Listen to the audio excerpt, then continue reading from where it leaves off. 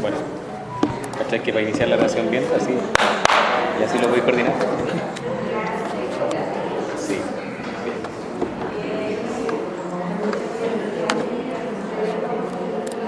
Ya. Ok. Bueno. Buenas tardes a todos. Como bien decía José, yo soy miembro del equipo organizador de la Escuela Sindical. Mi nombre es Mario Gutiérrez. Algunos me habrán conocido como Andy, a los que he asesorado hace poquito. En esta oportunidad nosotros vamos a ver la flexibilización de la relación laboral. Un tipo de elemento del mundo del trabajo que afortunadamente quizás no todos hayan tocado aún, en virtud de su condición de dirigente sindical en la mayoría, pero que está más presente que nunca hoy en día. La flexibilización de la relación laboral no se define como otra cosa más que como estas condiciones de trabajo que tiene el trabajador, que se van diluyendo en función del poder de mando que tiene el empleado. Principalmente el empleador tiene distinto poder, distintas categorizaciones de poderes sobre el trabajador. El primero es el poder de dirección, que es el que se encarga o es el que permite al empleador organizar, dirigir y fiscalizar la prestación de los servicios del trabajador en la empresa. Es decir, todo lo que tiene que ver con la dirección de la empresa, el qué va a hacer de la empresa, cómo lo va a hacer. El segundo, que es el poder disciplinario, que se refiere a mantener la disciplina y el orden de la empresa con sanciones o despidos. No sé si a alguno acá alguna vez le ha llegado una carta de amonestación, pero eso es un ejemplo de un poder disciplinario. También podría ser un ejemplo de poder disciplinario la reducción de una parte del sueldo, una parte de la dieta del sueldo, en función de algún problema que haya habido en la empresa, generalmente de robos. Y por último, el ius variandi, que se dice en latín para que los abogados suenen inteligentes, pero básicamente significa que le permite al empleador formar o cambiar las condiciones de trabajo del trabajador de una u otra forma. ¿Quién de acá alguna vez ha trabajado en comida rápida? ¿Alguien en su vida? ¿No? ¿Como guardia de seguridad? ¿Vale? ¿Como operador de bodega? Muy probablemente ustedes habrán sufrido esto en algún momento de su trabajo. O quizás no hayan tenido la fortuna de que no. Esto opera sobre todo en aquellos nuevos métodos de trabajo para hacer más eficiente la empresa, o al menos así se presenta. La eficiencia como un elemento que va progresivamente socavando la aplicación del código del trabajo. Lo que nosotros vamos a ver en esta clase no es solo entender cuáles son los poderes del empleador que tienen sobre la masa de trabajadores, sino también cuáles son estos límites. Y a la vez yo le invito en esta clase a pensar de qué forma pueden eventualmente subir esos límites o eliminar ciertos elementos de los poderes. Porque esto tiene que ser algo más bien... Me quedó mal la presentación, no aparece así en mi computadora. Les prometo que está ordenado. Estos poderes, como decía, son elementos que no se han instaurado a lo largo de la historia antigua, sino que son elementos que progresivamente van tomando forma dentro de la historia reciente del mundo del trabajo. Y a su vez, dado que en el mundo del trabajo han existido progresivamente socavamientos ante el poder sindical que ha tenido este país, es que se han permitido instalar hoy en día más que nunca estos poderes incluso fuera de la relación laboral. A grandes rasgos el Código del Trabajo nos dice de que los límites de los poderes del empleador son los derechos irrenunciables o derechos constitucionales que tenemos, los derechos fundamentales y la autonomía colectiva de los trabajadores, es decir, el sindicato. Ahora bien, Una de las formas que más limita a los empleadores de hacer lo que quiera con un trabajador es justamente el contrato de trabajo. Es esta herramienta que permite dejar las reglas más o menos claras de cuál es la relación con la cual nos estamos metiendo. Pero hay elementos que modifican la relación laboral, específicamente de dos tipos. Primero, bilateral, de una forma en que, entre comillas, podemos decir que existe un acuerdo entre el empleador o el trabajador, aunque bien habrán sabido ustedes en las otras clases que al menos esta escuela nunca llama acuerdos a este tipo de dictaciones, y de manera unilateral, que es lo que nos vamos a enfocar hoy en día, el jus variandi y ciertos casos especiales. Son formas que vienen de modificar la relación laboral. La modificación bilateral igualmente son estas cláusulas que le hacen firmar a los trabajadores mediante los anexos, como pueden ser la modificación de la jornada laboral, como puede ser también la incorporación de ciertas cláusulas como la de horas extra, etcétera, el traspaso de uniformes a ustedes, todas esas cosas que se firman mediante anexo.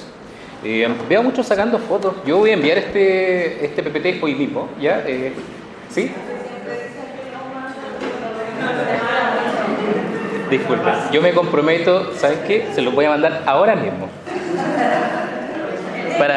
para dejarlos tranquilos. Afortunadamente yo estoy en el grupo de los trabajadores, así que bueno, ahí está, y podrán ver que está ordenado, no como acá. Pero es. Sí, en verdad nosotros tratamos de que los profesores generalmente lo envíen el mismo día, pero no siempre nos resulta, así que disculpen de antemano. Como decía, las modificaciones que se establecen mediante los anexos están reguladas en el artículo 11 del Código del Trabajo y en general no tienen muchos límites, más allá de los límites inalienables de la Constitución política y algunos artículos específicos del Código del Trabajo pueden ser bien variados. Puede incluso doblarse el sueldo a través de esos anexos, puede desarrollarse un nuevo tipo de jornada laboral a través de esos anexos. No hay muchos límites si el acuerdo es, entre comillas, bilateral. Pero algo que ustedes tienen que saber es que siempre que ustedes lo llaman a firmar un anexo es porque ellos no tienen el poder de asignárselos obligatoriamente. Entonces, por mucha presión que le meta el de recursos humanos o la supervisora o el supervisor del área, si es que le están presentando un anexo, muy probablemente va a ser para quitarles un derecho. Y en ese caso siempre nuestra recomendación como escuela es que no lo firmen, que se lo envíen a su delegado sindical, o siendo ustedes delegado sindical a su asesor, o siendo ustedes grandes estudiantes de esta escuela investigando por su cuenta y dándose cuenta de qué forma están tratando de quitarle derechos.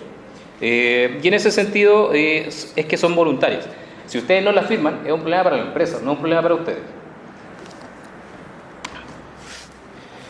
Ahora bien, muchos acá habrán escuchado alguna vez de las modificaciones o las cláusulas tácitas. ¿Alguno acá tiene una cláusula tácita en su relación laboral? ¿Cuál? ¿Cómo? Trabajar en 3 turnos. Me tuvieron harto tiempo en un puro turno y sigo de ahí como 3 años, 4 años del mismo. Buenísimo, buenísimo. ¿Sí? Tengo 2 derechos queridos. Tengo uno del horario, el que se tiene ahí, no tengo en cambio, y el segundo que hago pura mañana. ¿Cuál es el segundo, perdón? Que hago puro turno mañana. Ah, ya. No puedo hacer turno de tarde. ¿Había otro? ¿Sí?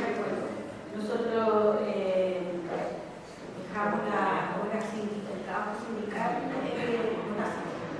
porque la empresa nos quería regular nuestra salida, las horas. Entonces, si bien hay un mínimo y un máximo, y querían descontarnos el trabajo sindical y además querían controlarnos por talares. Nosotros como trabajadores comunes y normales marcamos todo por talares, pero ellos también querían agregar el trabajo sindical por talares. Entonces, como yo había sido dirigente sindical en otro periodo y nunca se me descontó absolutamente nada, ningún beneficio sindical, entonces yo acudía a todos mis liquidaciones de sueldo, donde no aparecía ningún descuento, más sumé la directiva anterior, que tampoco nunca le había descontado por trabajo sindical, entonces igual la inversión del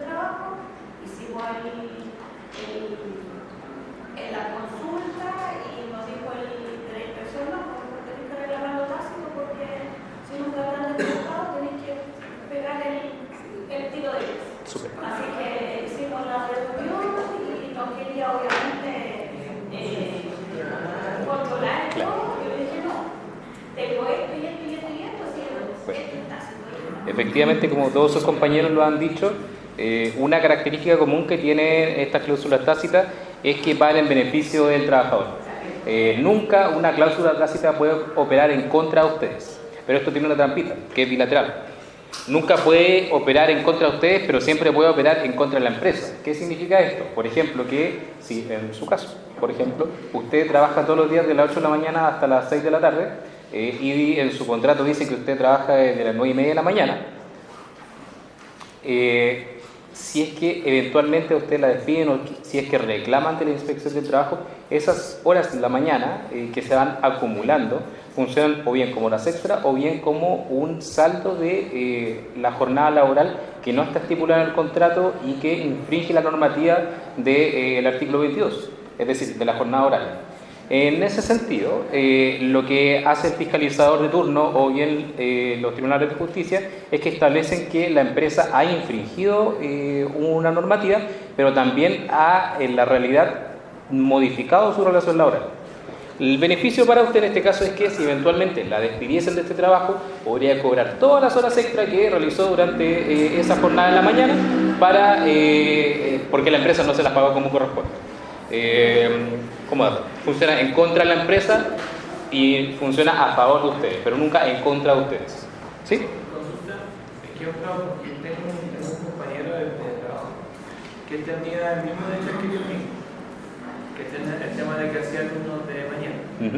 Llegó un momento en que el jefe le dijo, ¿sabes qué? Me voy a hacer una semana de tarde por el tema de inventar. Mi compañero llegó y firmó. Sí, es que ese es el problema. Las cláusulas tácitas van a perderlas si es que firman un anexo, si es que las modifican ustedes mismos. Esto es por presión. Si ustedes aceptan una modificación, no hay mucho que hacer. Hasta el fiscalizador les va a decir, ya perdió. Entonces, lo importante es declararla. Si es que ya está en un anexo, ya no hay nada que hacer.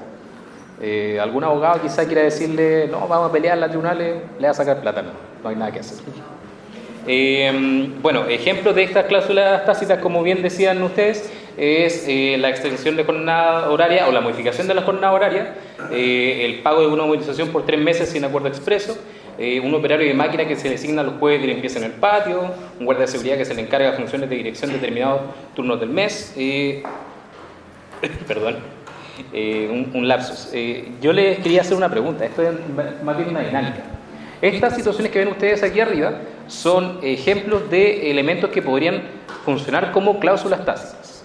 Ahora mi pregunta, aquí hay algunos, no les voy a decir cuántos ni cuáles, que no corresponden como modificación o cláusulas tácitas.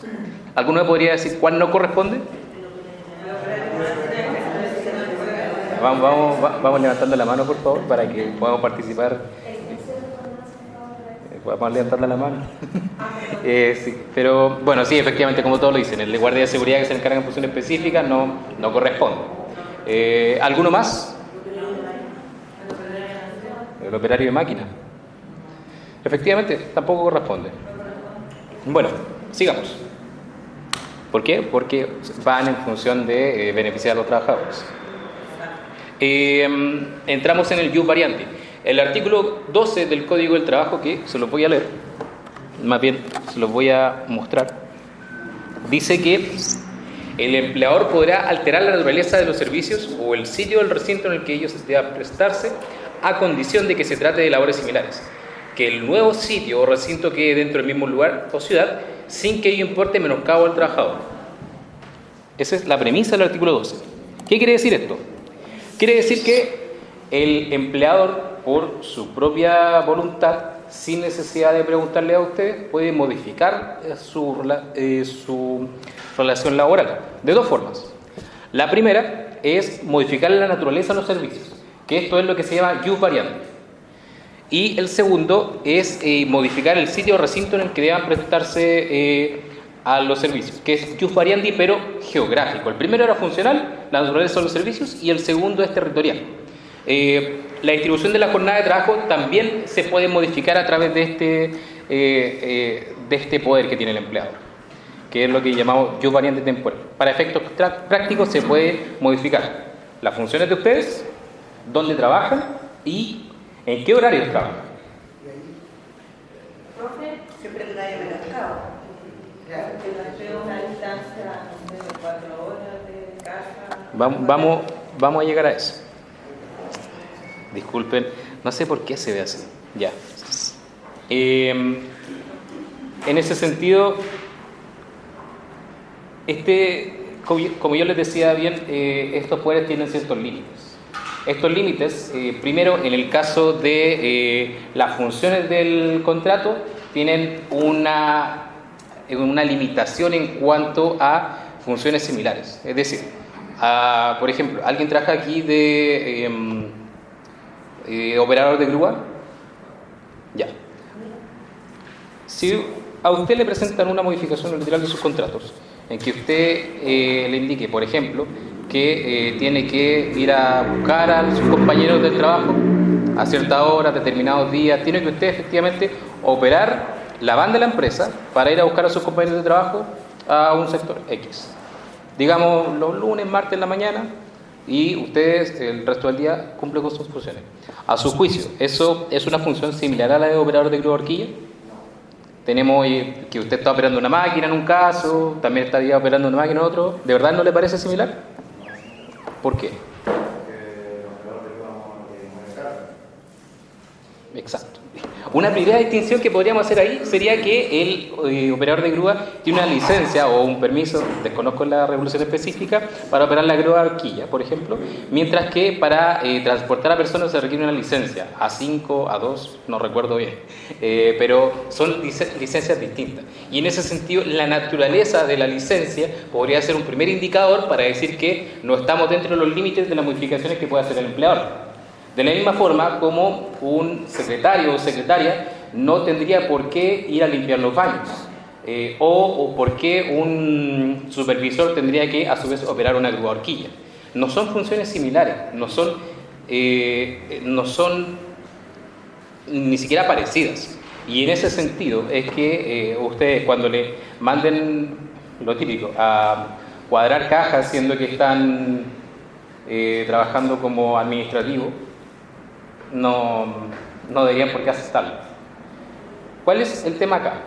Normalmente el empleador no le manda un correo diciéndole que van a cambiar sus funciones. Lo que generalmente ocurre es que hay una reunión y el empleador le dice, sabe que necesitamos terminar esto, vaya usted a hacerlo. Lo manda, simplemente. Solo eso. El primer consejo siempre es negarse a hacer esto, y el segundo es que siendo la mayoría de acá dirigentes sindicales, mandar un correíto, avisarle al empleador que el día tanto pasó esta situación y que esta situación infringe el artículo 12 del Código del Trabajo por tanto, ya que estas no son funciones similares, se exceden los límites del variable y por lo tanto los trabajadores no accederán a hacer esta situación. Eso para proteger a sus compañeros, porque como ustedes tienen mucha más protección como básicamente el fuero, es que siempre se piensa esto pensando en sus compañeros, ¿cierto? El segundo es que no exista un menoscabo. ¿Y a qué nos referimos con menoscabo? Esta es una situación un poco delicada porque generalmente los legisladores de esto hablaron de menoscabo específicamente a propósito de los trabajadores de la limpieza o de las funciones de limpieza, porque yo me acuerdo que el senador Macaya, cuando estaba discutiendo esta ley, decía que no puede ser que un supervisor lo manden a limpiar baños, porque eso es deliberado. Sin perjuicio de que la limpieza es una función necesaria y bastante digna a mi parecer, él exponía esta situación a propósito de decir cuándo un trabajo era denigrante. Y a juicio de la dirección del trabajo va a ser denigrante o va a generar menoscabo siempre que sea técnicamente y de menor complejidad que el trabajo para el cual fue asignado. Y ahí tenemos una distinción importante que puede ser la de un profesional que tiene una carrera de 5 años o más o con un posgrado que lo mandan a hacer funciones relacionadas con algún trabajo que tenga relativo al sueldo mínimo una asignación o complejidad menor. Y en ese sentido la dirección del trabajo ha entendido de que genera menoscabo porque se subestiman las capacidades o la aportación que tiene este trabajador en su propio espacio de trabajo y se le deriva a otro espacio de trabajo. Ya es un tema delicado, por supuesto, pero también súper interpretable. Si ustedes sienten que una función a la que los mandan a hacer los están tratando de humillar, los están tratando de excluir, muy probablemente se esté infringiendo el ius variandi. Así que pónganle ojo. Lo segundo es límites geográficos. Para que a ustedes los modifiquen del lugar de trabajo, este lugar de trabajo tiene que quedar dentro del mismo sitio, lugar o ciudad en el cual ustedes se estén desempeñando. Yo sé que algunos aquí trabajan en Pudahuel o en Enea, otros que trabajan en el núcleo urbano de Quilicura. ¿Qué es la ciudad? Partamos por esa pregunta. ¿Dónde se delimita la ciudad? Hoy en día, anteriormente, San Bernardo, Puente Alto, Maipú eran ciudades distintas. Entonces, ¿dónde están los límites de la ciudad, digamos, Santiago? La respuesta está en el plano geográfico que establece el gobierno de Santiago. Ese es su norte. Si está fuera de ese plano geográfico, es que ustedes pueden decir que se vulnera el ius variandi en términos geográficos. ¿Sí? Bueno, yo llevo casi 15 años en empresa, y a nosotros en el contrato nos tenemos asignado en el local. Yo estaba asignada, por ejemplo, yo siempre trabajo en el 86. Vamos a tocar todo ese tema. Vamos a tocar exactamente igual. Así que no se preocupe. No se me adelante. Bueno, pero la lógica que sigue es la misma. Tiene que quedar dentro de la ciudad porque trabajar fuera de la ciudad eventualmente genera un menoscabo. Pasa uno menos tiempo con la familia, tiene uno menos tiempo del día. Entonces imaginemos que uno trabaja en Maipú. Uno trabaja en Maipú como, por ejemplo, chofer y lo reasignan a un patio en Puente Alto. En principio queda dentro del mismo territorio geográfico, pero ¿qué pasa si el trabajador vivía en Maipú? Van a ser, no sé si alguien se ha hecho ese tramo en micro o en metro, pero son casi 2 horas y media. Dependiendo del lugar de Maipú, porque Maipú igual es gigantesco. Si uno vive en Rinconada, Maipú, si uno vive en, digamos, la Villa San Luis de Maipú. Ya llegar a la Plaza de Maipú son, en el ejemplo mío, que yo vivo en la Comuna de Independencia, para llegar a la Plaza de Maipú son como 22 estaciones de metro. Es como la altura del Puente Alto. Entonces, en esta situación, el menoscabo, porque esta es una segunda exigencia cuando uno lo cambia de local, que no genere menoscabo. El menoscabo es algo relativamente más subjetivo. Si uno se demoraba antes 20 minutos en llegar al trabajo y uno se demora 2 horas y media, hay menoscabo. Evidentemente hay menoscabo. ¿Ya?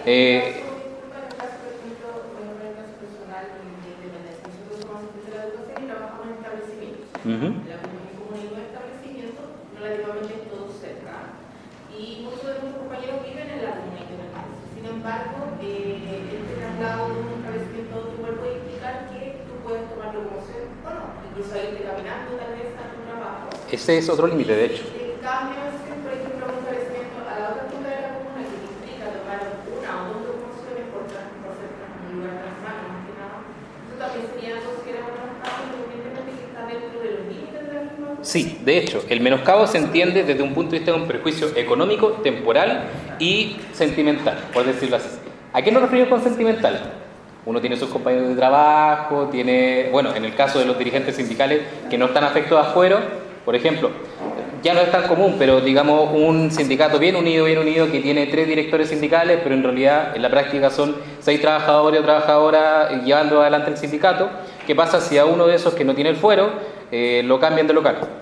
Y lo cambian a un local donde no hay nadie sindicalizado, donde la mayoría de la gente está tercerizada, es decir, que tiene 1 o 2 compañeros del trabajo y todos los demás son de empresas distintas. ¿Hay menoscabo? Por supuesto que sí, por supuesto que sí.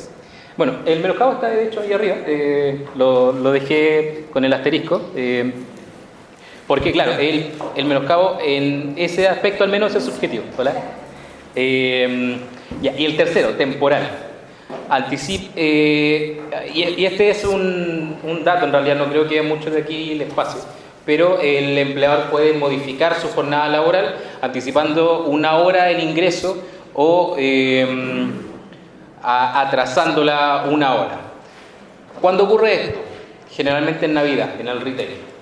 está específicamente aceptado a través de las cláusulas del Código Laboral de que el empleador puede hacer esto en la temporada alta, en función de la alta demanda que implica las compras de Navidad, de lo ajetreado de esta fecha, etc. ¿Cuál es el límite acá? Deben avisarles. No es necesario que exista menoscabo acá porque es un derecho adquirido del empleador, pero tienen que avisarles con 30 días de anticipación. Y tienen que especificarle el tipo de jornada laboral que van a tener desde ese momento y cuándo va a terminar. Como decíamos, los límites del ius variandi son, al menos desde el punto de vista funcional, que deben ser funciones similares.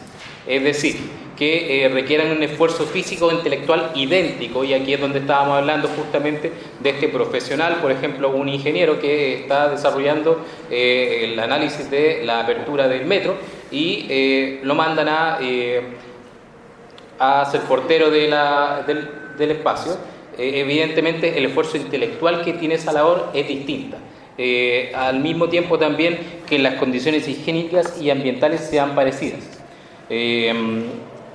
Bueno, aquí tenemos un caso, por ejemplo, de los trabajadores del transporte de la empresa Subbus y Bulebus, que en algunos patios ellos no tenían baños en los recorridos y tenían que hacer sus necesidades en una muralla en la intemperie.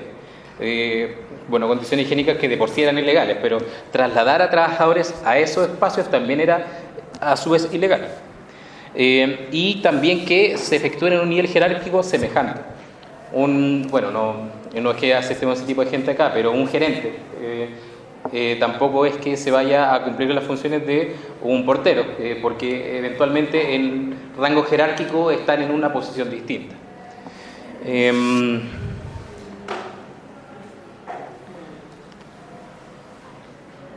Bueno, esto ya hablamos, así que lo voy a saltar. Bueno, en esta presentación yo les tengo los dictámenes de la Dirección de Trabajo que han definido todo esto. Aquí tenemos el Plan de Regulador Metropolitano de Santiago, que está en el dictamen ordinario 1162-52 del 2001, que para efectos prácticos Santiago ha crecido, pero ese sigue rigiendo.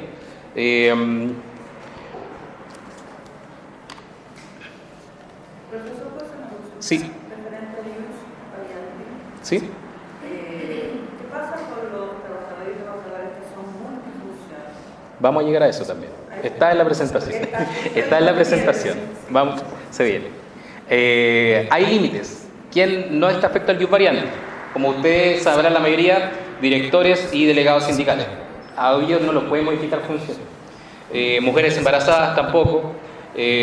Tampoco a quien ha sufrido de acoso sexual o laboral o que está entablando un procedimiento de acoso sexual o laboral en contra de alguien, no lo pueden cambiar de local. Y trabajadores portuarios eventuales, que son una regulación específica. También a los trabajadores polifuncionales en contrato. Todos estos dictámenes, que son varios, se los dejo aquí para sus situaciones específicas. No puedo entrar en detalles porque si a alguno les sirve podrá descargarlo, pero nos llevaría más de la hora que tenemos asignada para la clase. Así que me voy a referir a la primera situación, en la que en la generalización aquí todos podrán vivir. ¿Por qué los directores y delegados sindicales están excluidos del ius variandi? ¿A alguno se le puede ocurrir? ¿Cómo? ¿Por qué podría ser eso? Porque se cambia, incluso puede ser a una actividad similar, pero en un lugar correctamente, en un lugar donde vayan ampliado, por ejemplo. Cosa de poder trasladarlo a un espacio que tenga poca incidencia. ¿Alguna otra palabra? ¿Todos concuerdan? ¿Alguien disiente? Que en indefenso no cambia dirigente que a... Y yo les voy a contar una historia muy personal, porque me tocó asesorarlo. El caso de Iván. Iván era un director del sindicato de Chuquicamata, en el norte. A Iván yo lo conocí porque eventualmente me tocó trabajar con un abogado, y este abogado estaba llevando estas causas. Cuando yo lo conocí, él estaba... fue una llamada por Zoom, no estaba aquí en Santiago. pero estaba en una bodega, en el kilómetro 53 camino a Calama, con una persona atrás mirando qué hacía él. En esa bodega estaba una silla y una mesa, y no había nadie más, no había ninguna otra cosa, había una luz. La cosa es que, como Iván era dirigente sindical, Codelco en esos momentos había llevado una campaña férrea contra las dirigencias sindicales producto de ciertas cuestiones que se habían denunciado, como entre corrupción, malversación de fondos y bueno, etcétera.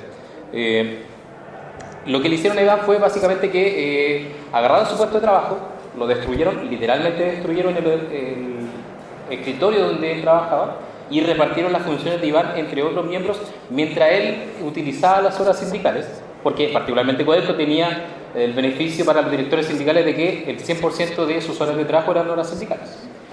Una vez que, producto de una campaña de desprestigio, Iván pierde la dirigencia sindical del sindicato Interempresas, tiene que volver a su lugar de trabajo. Se encuentra con esta situación en que no tiene lugar de trabajo, no hay ni una silla para él en el espacio y sus funciones las cumplen otras personas.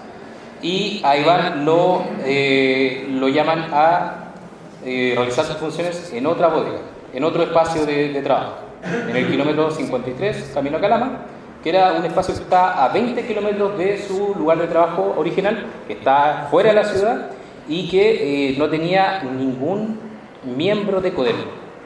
Era un lugar de trabajo con una empresa completamente externalizada y que en estricto rigor él no tenía funciones. Él se quedaba, tenía que pasar 8 horas todos los días sentado en una silla, con una mesa, sin hacer nada. Y tenía una persona vigilándolo, porque si dejaba ese espacio, lo tenían amenazado con que lo iban a denunciar por abandono de trabajo. Estuvo 4 meses así. Y claro, evidentemente era para que él se quebrara, para echarlo, para que renunciara al sindicato. No renunció, demandó, ganó específicamente. Una demanda millonaria, pero que no sé si valió la pena en realidad después como quedó él. Pero sí, efectivamente, tiene razón la compañera acá, es precisamente porque la modificación de funciones de los dirigentes sindicales siempre, no es que a veces, siempre se presta para sanciones por tener una buena dirigencia sindical. Así que si les buscan modificar las funciones de trabajo, sepan que van por buen camino. ¿Es por la libertad sindical?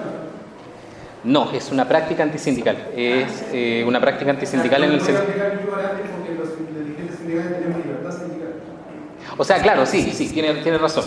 Atenta contra la libertad sindical, pero también atenta contra los derechos fundamentales del trabajador, al menos en el caso que yo estaba diciendo, porque eran varias cosas las que estaban siendo vulneradas ahí. Pero sí, definitivamente afecta contra la libertad sindical. ¿Qué pueden hacer ustedes? Esta es la parte útil de la clase, digamos. Primero, pueden interponer un reclamo ante la Dirección de Trabajo, como siempre. Interponer reclamos por todo. Básicamente, ustedes van a tener a un delegado sindical de la Dirección del Trabajo siempre 24/7 poniendo reclamos. Pero en este caso es mejor porque tienen una prioridad en la Dirección del Trabajo para este tipo de denuncias. De hecho, producto de Codelco. Así que si ustedes van a la Inspección de Trabajo a dejar su reclamo, muy probablemente alguien los contacte ese mismo día. Si llega a ser el caso en que un trabajador, que no sea el director del sindicato, que no sea ningún delegado sindical, bueno, igualmente ustedes también, pero al menos desde la escuela, promocionamos que ustedes no renuncien, porque si se queda el sindicato sin cabeza, que lo dirige, se puede generar el autodespido.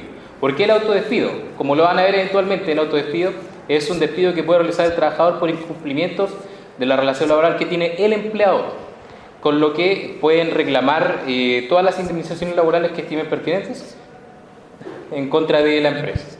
Es como si lo despidieran, pero por su propia cuenta. Y también mediante el reclamo de práctica antisindical. Bien, ahora vamos a pasar a la segunda parte de la clase, que es de la que me hicieron pregunta, polifuncionalidad. ¿A qué nos referimos con polifuncionalidad? ¿Alguno le suena? Básicamente. Más de una sola función. Más de 3 funciones. Pregúntenme aquí, equipo formal. yo de verdad me quiero excusar porque ahí se ve cortado, en mi pantalla se ve bien. Yo les juro que esta presentación está ordenada. Sí, sí. Pero me puedo hacer algo y puede después no verse, así que prefiero que quede así. Bueno, efectivamente, la polifuncionalidad se define como esta práctica de asignar a un trabajador la realización de diversas tareas o funciones dentro de una organización, en lugar de limitarse a una sola especialización. Es decir, que una cajera de Walmart eventualmente tiene que hacer de reponedora, tiene que hacer de limpieza, tiene que hacer de incluso seguridad, hacer el pan. Es tanto así que ahora los guardias de seguridad están haciendo pan. Recibir camión. Sí. Descargar. Todo. Bueno. Así que si ven a una gemela de nosotros en la caja, en el pan, somos nosotros. Lo único que estamos haciendo. La polifuncionalidad se ha extendido tanto que hoy en día... ¿Sí? Disculpa, de lo que dice la compañera, hay, cuando no tienen no las capacidades, sino que los conocimientos para ejercer otra función, ahí también debería haber algo, porque, no sé, un guardia que está haciendo pan, por ejemplo, cursos de manipulación de alimentos, todas esas cosas no debieran poder hacer. No debiera, pero bien dice, por eso es que están siendo denunciados. Walmart ha sido demandado 3 veces ya. Más de 3 veces. Y las 3 veces Walmart prefiere pagar y seguir con el mismo. Walmart paga, porque Walmart tiene gana dinero, entonces paga. Sí. Bueno, como bien es sabido en el mundo del trabajo, la práctica de la polifuncionalidad se ha extendido demasiado, al punto que yo diría que hoy en día todos los contratos nuevos que existen son polifuncionales. Y eso es netamente por una cuestión económica, pero también ideológica, obviamente, de abaratar costos en la medida en que se sobreexplota a los trabajadores. La polifuncionalidad es tan simple. Uno no tiene que decir que su contrato es polifuncional, basta que el contrato diga se le asignarán las tareas y listo, ya es polifuncional. Y solo por ese hecho no es, al menos desde el punto de vista de la regulación, no se ha podido, o al menos no ha habido la voluntad política de limitar o regular este tipo de cláusulas. Profesor, una consulta. ¿Sí? Referente a cuando al trabajador le solicitan que entregue el bot para realizar el trabajo al bot, una cuestión de preparar un Excel y que tú estás haciendo un Excel de una planilla de recaudación o lo que sea, y enseñan al bot a hacer este proceso para que se automatice posteriormente. Si eso corresponde a parte de sus funciones, definitivamente no. Definitivamente no corresponde. Podría negarse perfectamente, sin ningún problema. Al igual que también podría negarse todas las solicitudes del empleador que no son las que están escritas en su contrato. Pero para efectos prácticos, y aquí está el problema, si en su contrato casi no hay una función definida, ¿cómo se va a negar usted? ¿Cómo negarse a trabajar si es que en el contrato dice básicamente que tiene que seguir las órdenes del jefe? Ese es el problema de la polifuncionalidad de los contratos, que al no existir ninguna función definida, no se tiene cómo reclamar. Y es súper ineficioso para la dirección del trabajo reclamar sobre o fiscalizar sobre los contratos cuando ve que todos los contratos son ilegales. ¿Sí? Compañero, pero si no está en el contrato especificada la labor, el principio que nos han enseñado, ¿no?, de que quien da la información respecto de lo que hago es el trabajador finalmente y a quien se refiere. Por supuesto, el problema de eso es que la práctica nos ha dicho que una vez que uno reclama ante los tribunales de justicia, corre en riesgo de perder el trabajo. Entonces, claro, a los dirigentes sindicales o a los que están bajo un contrato indefinido eventualmente tienen un poco más de protección. Pero ¿qué hacemos con esos trabajadores o esos compañeros de trabajo que están 1 a 3 meses en el trabajo, que tienen un contrato a plazo de 6 meses, 1 año? ¿Cómo se les llama a ellos a reclamar sabiendo que eventualmente no se los van a renovar? Ese es el problema también. Pero es un dilema del mundo del trabajo en general. Lo que corresponde a esta clase, más específicamente, es decir que la determinación de los servicios están en el artículo 10, número 3 del Código del Trabajo. Específicamente acá, donde dice la determinación de la naturaleza de los servicios, y el lugar o ciudad donde haya que prestarse. Eso es la cuestión mínima que debe tener el código, o sea, el contrato que norma el código. Dentro de otras cosas, como lugar y fecha y etcétera. Estas cosas, que hoy en día son abiertamente infringidas, cabe una pregunta desde un punto de vista de dirección política del mundo sindical. ¿Cómo se enfrenta a esto un dirigente sindical? ¿Cómo se enfrenta el mundo sindical contra esto? Y esa pregunta se la dejo para que la resuelvan en la casa, por usted y su almohada. Ahora bien, la polifuncionalidad dentro de todo tiene limitaciones, o le han hecho limitaciones la Inspección del Trabajo. Dice que el contrato podrá señalar 2 o más funciones específicas, sean estas alternativas o complementarias. Eso es lo que existe en la regulación. ¿Qué significa? Que sean funciones específicas que son propias del trabajo para el cual sea contratado el dependiente y que las caracteriza o las distingue de otras labores. Por ejemplo, un informático, un técnico informático va a tener funciones específicas de software y de análisis de los elementos de la informática. Las funciones específicas, que sean las que están estipuladas en su contrato, serán estas y todo lo relativo como cosas pequeñas a este tipo de acciones. Las funciones específicas se limitan de esta forma. Por un lado, ¿cómo se agrega otra forma específica al contrato? Mediante la polifuncionalidad. Tiene que ser alternativa o complementaria. ¿Qué significa que sea alternativa? Significa que deben realizarse primero unas y luego otras, repitiéndolas así sucesivamente. Por ejemplo, un operario de patio. Un operario de patio que tiene que en la mañana levantar las cargas del patio, en la tarde tiene que rellenar las fichas con el ingreso de estas cargas y en la noche, por ejemplo, cuidar el recinto. Son alternativas al final del día, a pesar de que ninguna de estas funciones sean la misma. O deben ser complementarias, aquellas que, estando expresamente convenidas, sirven para completar o perfeccionar las funciones específicas encomendadas. ¿A alguno se le ocurre un ejemplo respecto a esto? ¿De funciones complementarias? ¿Profesor, puedo hacer una pregunta? ¿Sí? Actualmente los últimos contratos para los trabajadores del call center es que les están pidiendo que atiendan 2 campañas y hasta 3 en simultáneo. Entonces te cabe una llamada, por ejemplo, cobranzas y después te cabe una llamada para becas. No hace exactamente, pero eso entonces no podría ser complementarias o alternativas. A mi juicio sí. A mi juicio sí. Ahora, ¿cuál es el problema ahí? ¿A usted la contrataron por una o las 3 campañas? A los nuevos dice polifuncional, a los nuevos. Nada que hacerle. Nada que hacerle. Pero sí, efectivamente, de hecho son funciones alternativas.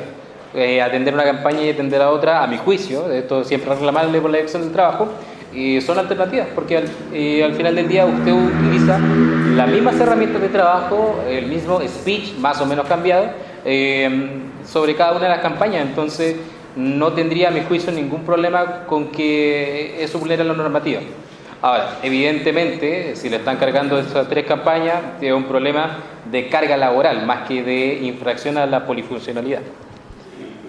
Mario, ¿Sí? pero consulta. Por ejemplo, es un operador de máquina que su labor es piquear, pero en la maquinaria, y lo mandan a piquear a la bodega a pie, con una traspaleta, y después lo mandan a sellar cajas. ¿Se podría considerar que está dentro de las funciones? Todo esto es interpretable, ¿eh? A mi juicio, no. A mi juicio no, porque una cosa es operar una máquina, la otra es hacer limpiezas. Entonces, desde ese punto de vista, y yo creo que lo importante es afirmarlo así en el reclamo eventual que usted podría hacer, es que no son funciones idénticas. Pero no por polifuncionalidad, sino porque un variandi.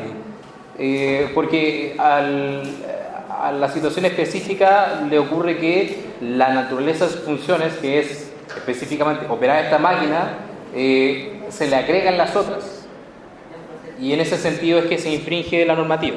Siempre es interpretable, le podrían decir que no eventualmente la Inspección del Trabajo, pero a mi juicio sí lo es.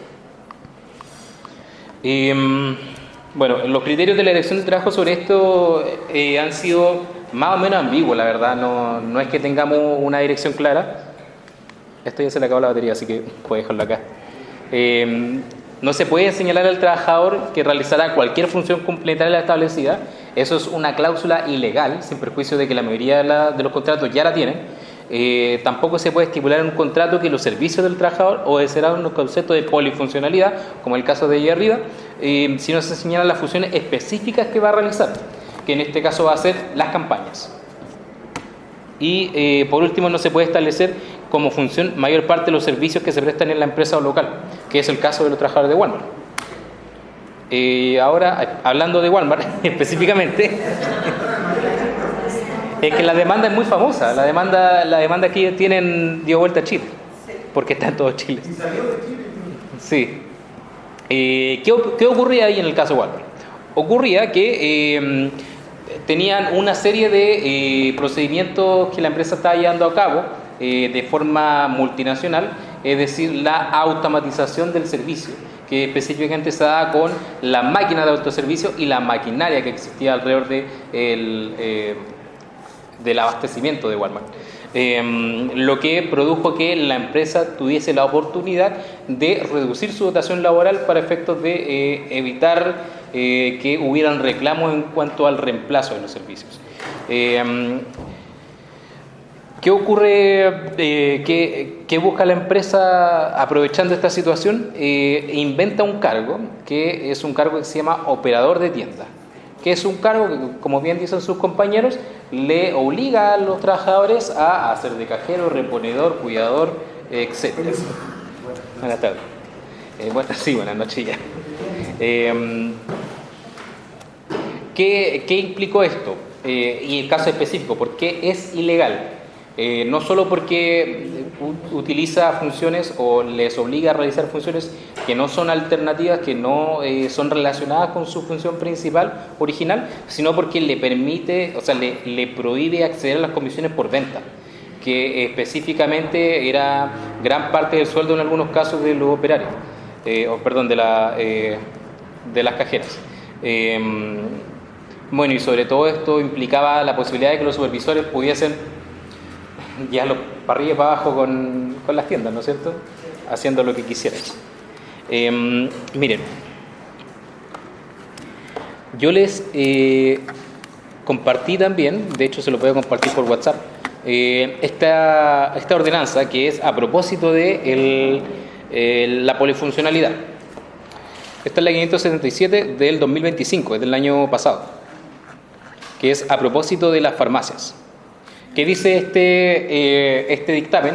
Analiza el contrato de la farmacia Ahumada, o de Novo Pharma, que así se llama la empresa en realidad, ¿ya? Entonces, acá el director de trabajo lo que hace es ver estas cláusulas del contrato y a propósito de esto identifica una cosa. Les cito, que del cotejo de las cláusulas antes transcritas fluye claramente que en ambas modalidades de contratación el trabajador se obliga a prestar sus funciones en uno o en cualquiera de los establecimientos. ¿A alguno les suena esto? ¿Alguno tiene esto en su contrato? Que básicamente el contrato tiene 40 páginas y uno dice, ¿por qué tiene tantas páginas? Y ve porque en la página 2 aparece lugar de trabajo y aparece una planilla Excel de 40 establecimientos a los cuales el trabajador podría ser derivado.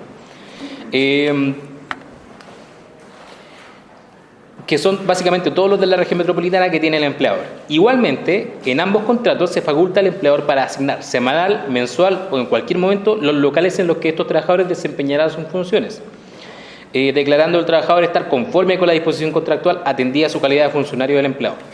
Es decir, que si el martes lo mandan a Maipú, el miércoles lo mandan a Pudahuel, el jueves a Vitacura y así. Puede hacerlo, el empleador no tiene ningún problema con eso, puede hacerlo. Evidentemente, el inspector de trabajo que vio esta situación dijo que esto era ilegal. ¿Pero por qué? Porque primero dice que en conformidad con otros dictámenes, las funciones específicas deben entenderse como aquellas que son propias del trabajo para el cual el contratado dependiente debe distinguirse de otras labores, y además porque el legislador establece que debe exigirse a los empleadores dar en conocimiento a los trabajadores con exactitud el lugar y sin dudas la labor que va a realizar el trabajador. Es decir, que tiene el trabajador que conocer dónde va a trabajar la semana siguiente, dónde está trabajando ahora y qué va a hacer en específico. Por esos detalles, este dictamen le hizo saber a Nuevo Pharma que el establecer una cláusula que diga que puede trabajar en cualquiera de los 40 locales que tiene Nuevo Pharma en todo Santiago, le resta certeza a los trabajadores para conocer su lugar de trabajo. Así que esta función fue restringida. ¿En qué se trabajó esto? En nada, porque en realidad hoy en día los trabajadores de Nuevo Pharma o de Farmacia Más siguen pudiendo ser reasignados a cualquier lado. Igual que muchos otros trabajadores de otras empresas, sobre todo de seguridad, como Liderman, Segaer, ¿cuál más me falta? Seguritas, entre otras.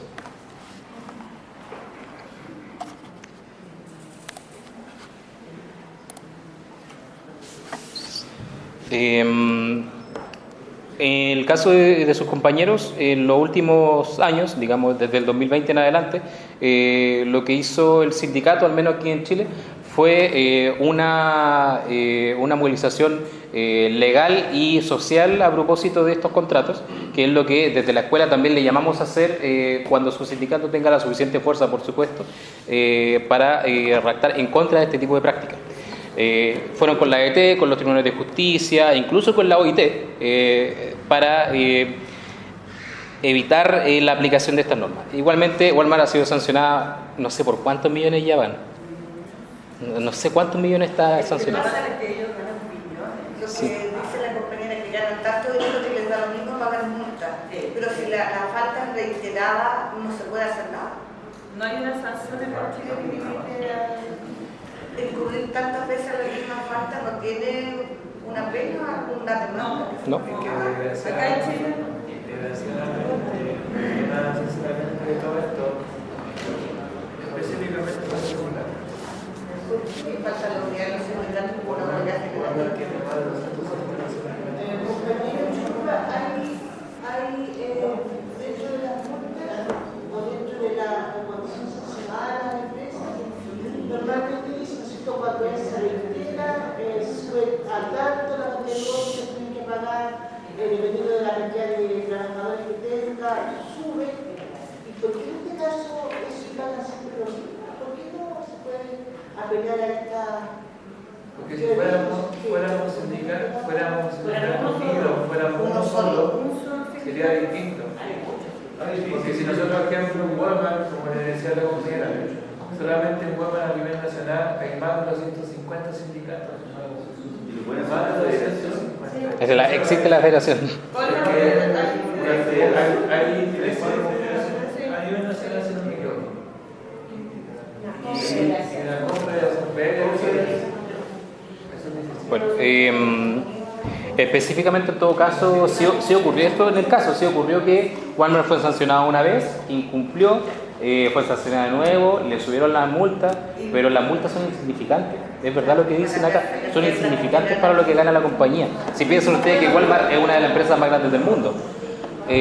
Ahora bien, retomando este tema, lo importante acá yo creo que es necesario analizar es cómo se enfrentan esta situación hoy en día, porque nosotros queremos dejarle a ustedes como trabajadores las inquietudes planteadas de qué hacer, más allá de aprender leyes, darles un norte o plantearles una interrogante que ustedes como sindicatos vayan a resolver.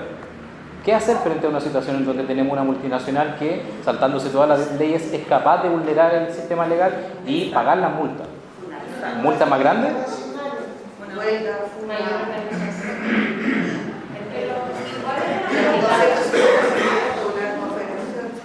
Pero igual hay una falta de solidaridad con los compañeros Walmart entre todas las personas que somos usuarios del líder. Porque cuando ellos se fueron a huelga, éramos nosotros los trabajadores que íbamos a ir a comprar al líder y nos enojábamos con los trabajadores que se estaban manifestando. Cuando la lucha de ellos era la misma lucha nuestra. Es que era como chiste de Paco Fica, se van a huelga viernes, sábado, domingo y el viernes jueves compro todo por la semana.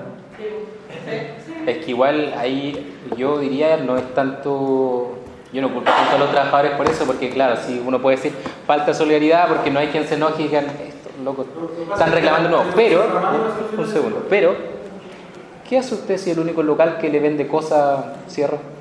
¿Dónde compra sus cosas? ¿Qué pasa si le falta papel de baño? Igual, lo que ocurre con Walmart no es solo que tenga mucha plata, sino que estratégicamente es una de las empresas que abastece a todo Chile. Al igual como podría ser, por ejemplo, que se fuese Copec a huelga. ¿Dónde cargaría usted su benzina? Si Copec es prácticamente un monopolio hoy en día fuera de Chile. ¿Cómo enfrentar esta situación donde una empresa le provee a todo el país un recurso básico, como son los bienes de primera necesidad? Esta situación es compleja de abordar, a mi juicio. Yo tengo una idea, como por ejemplo, no sé, hacer sanciones más fuertes en el Código del Trabajo. En práctica antisindical existe la prohibición, cuando se vulneran los derechos laborales, de celebrar contratos con el Estado, lo que eventualmente hace que muchas empresas puedan incluso quebrar. También podría ser una sanción reiterada, duplicada infinitamente, digamos, no sé, son ideas, pero ustedes son los encargados, yo creo, de averiguar. Es su tarea, porque esto le afecta netamente al futuro de su relación laboral con su empleador. Ya, bueno, fuera de eso, ¿dónde nosotros podríamos identificar la polifuncionalidad, o dónde podríamos nosotros evitar caer en polifuncionalidad para aquellos contratos que no tienen esto? Básicamente, analizando el contrato de cada uno de nosotros, viendo la determinación de los servicios que prestar, si es una práctica naturalizada de la empresa, como podría ser en el caso de algunos de ustedes, de que sus compañeros que ya tienen contratos de trabajo indefinidos, eventualmente lo que ustedes pueden hacer como labor sindical es agarrar todos estos contratos, presentar una denuncia ante la Inspección del Trabajo y ante los tribunales de justicia por polifuncionalidad y probar qué tan bien les va con esto. A mi juicio, si es que son una masa importante de trabajadores los que se suman a esta demanda, eventualmente podrían incluso revertir esta situación. Todo depende del poder y las condiciones que ustedes lean que tienen. También eventualmente... ¿Sí? Disculpa, si en una empresa los trabajadores cumplen ciertas funciones y después el empleador empieza a pedir que haga más funciones, también uno podría acudir al principio o al tácito, y que el trabajador exigiera que se le respete esa labor que ha cumplido. Claro, lo que corresponde ahí en realidad es que se está afectando el ius variandi, más que las cláusulas tácitas. Se está afectando el ius variandi porque las funciones que eventualmente estarían haciendo los trabajadores no corresponden a las funciones habituales. Ahora, fuera de esto, lo que suele hacerse siempre es negar por correo la realización de este tipo de funciones, para efecto siempre de tener la pillería de, si eventualmente quieren insistir con esto, amenazar con demanda, que es el efecto más práctico que ustedes pueden tener como sindicato, demanda. ¿Sí?